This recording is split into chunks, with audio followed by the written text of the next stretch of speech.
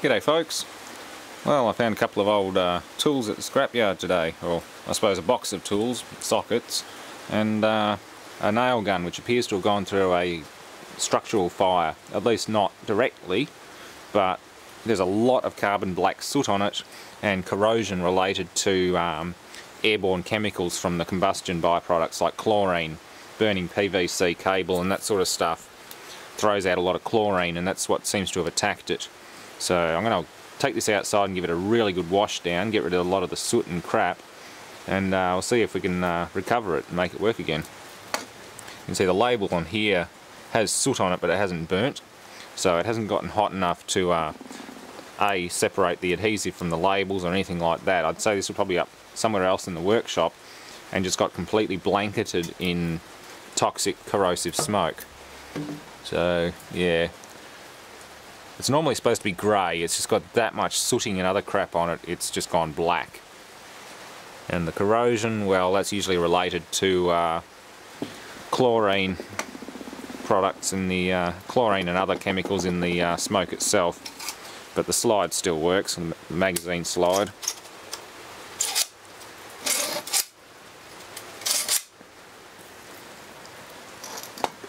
And the box of sockets is just a box of sockets. Found them all in the dirt. Somebody had tipped it all out on the ground.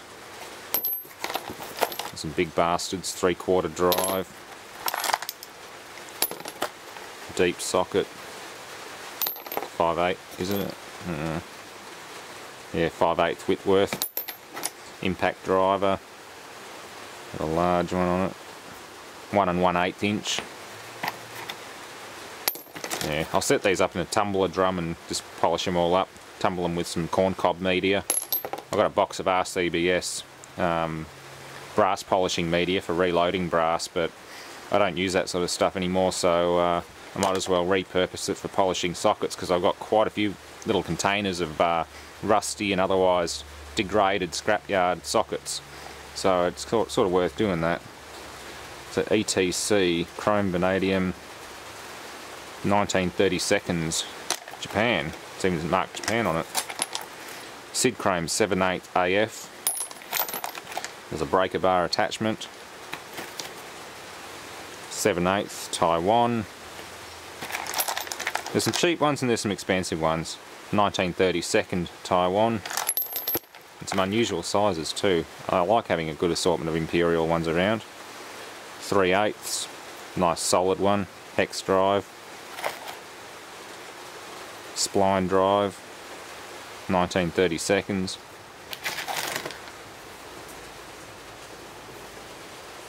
Uh, 16mm. Starwheelie, Germany. High quality. Starwheelie, Germany, 11mm. I might have another rummage around in the dirt. Like, these were buried in dirt and all over the place, so I might have another rummage around and see what else I can find tomorrow. 1/2 inch. Generic, no other markings.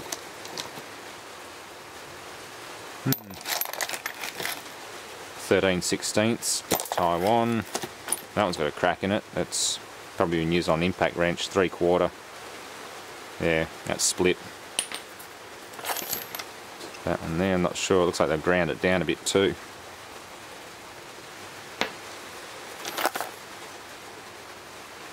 One 1/8 Starwheelie, Germany. Nice Sid chrome 24mm, so that's good for M16 metric nuts. That's a good must-have. 23mm, no manufacturer markings. Sid chrome 7/8 AF. It's a good thing my socket drawer is only half full, because it's going to be full by the time I'm done cleaning up this box and another box that I've got. Oh, it's great having lots of surplus tools. Anyway, enough rambling about sockets, that's all there is to know about them. Let's get into cleaning this thing up. I'll take it outside and give it a spray with some Shifty, which is a light alkaline and ammonia based cleaner with a lot of soap in it. It's a janitor's cleaner, but it's extremely good on machinery and doesn't harm paint or anything like that, so I'll give it a really good soaking with that, and we'll get into that one. In the meantime, I'll clear the table anyway. There's a plasma TV that needs to go back together again and go into storage for now. I'm done tinkering with that one.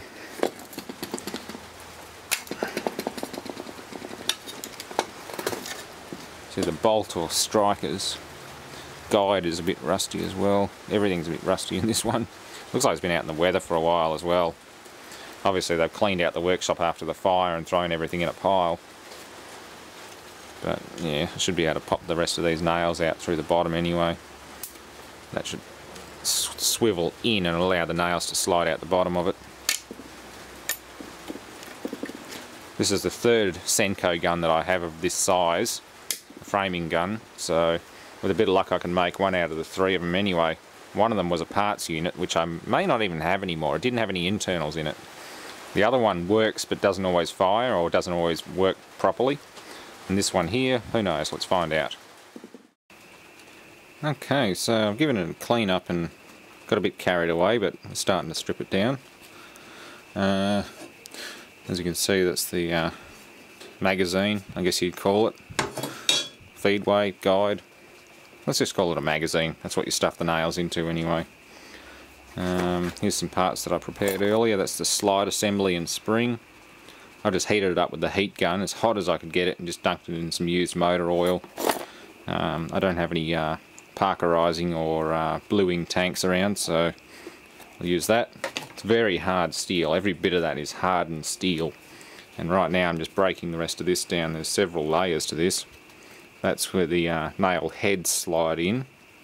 And there's a couple of clamping plates and also a plastic guide rail here.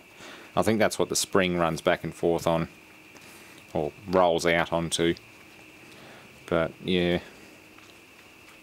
I'm guessing different models would have different guides. This frame's for the multiple different types of gun, and with a different tray in here you could have the head coming back to here. You could shoot 4-inch nails instead of 3-inch and you'd have a longer bolt guide and longer bolt. But these are like a 2.5 or 3-inch framing nail.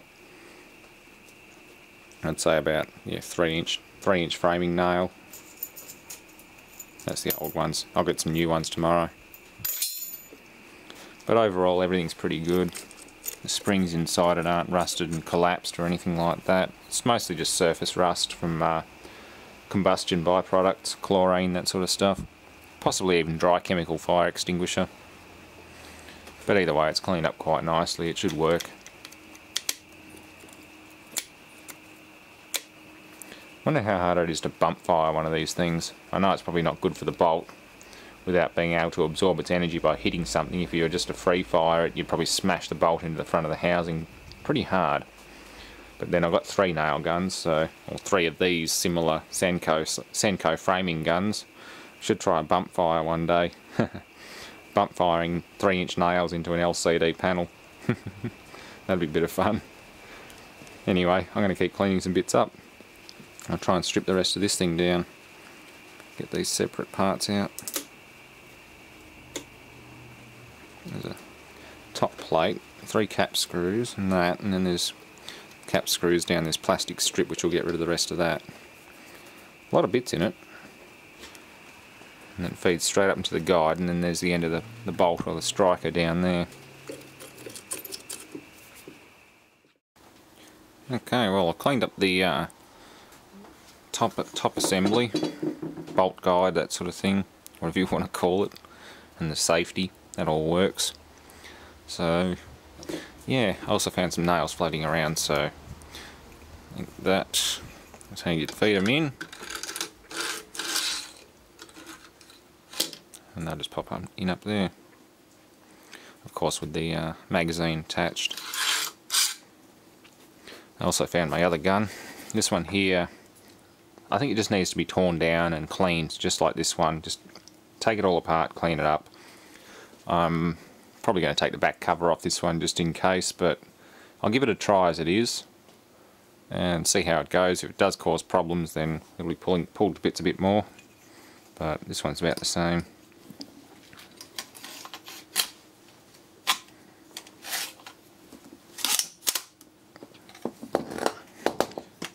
Works well, just need fresh nails. I think the last time I used them I didn't have any good strips, I just had broken ones. And I had a lot of feeding issues, so heaps better off having fresh new strips out of the box. If you want to unload these, you just pull it back a bit, push the lever in the middle, let the follower forward and pull the strip out. And for those of you who never worked in the construction industry or never worked with nail guns, the yellow stuff is adhesive. The nail goes in so fast that the friction melts the adhesive and actually glues it in place. It's quite a interesting little feature. Not new, definitely not new, but a lot of people probably wouldn't realise that. But yeah, the coloured stuff on the end of the nails is adhesive, hot glue. But this one's a Senco Model 4. This one's a Senco Model SN70. This is a much newer one. That one's quite a lot older, but still a very solid framing gun. And they shoot, I think, 63 to is it 51 to 82 millimeter nails, 2 inch to 3 and whatever it is, 3 1/4 inch I think it is. Definitely, it's not a 4-inch framing gun. Big 4-inch ones are much larger, but close enough. This thing will do very well for making pallets and skids and things like that. Same with that one. I might even dual wield them and shoot at a plasma TV or something. That'd be a bit of fun, especially if I can sling them up and bump fire them. But mind you, it does tax the piston very hard. It's not a good thing to do. But then again, they're both pretty much $2 scrapyard finds, so who cares? I'm not in the building industry, so might as well have a bit of fun. Ah, there we go, back together again. These things go together really easy. Just got to get the spring and everything in the right way, and it all works again.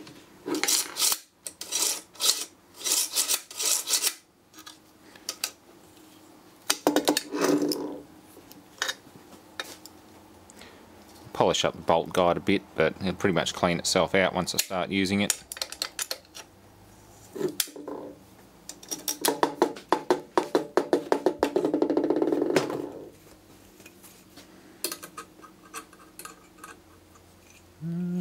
Wrong way, idiot.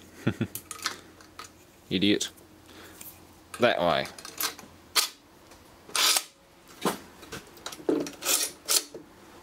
There we go.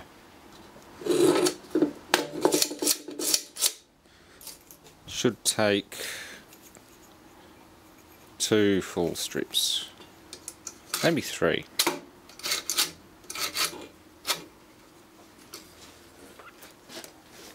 There is a spring in there which stops them from dropping out, but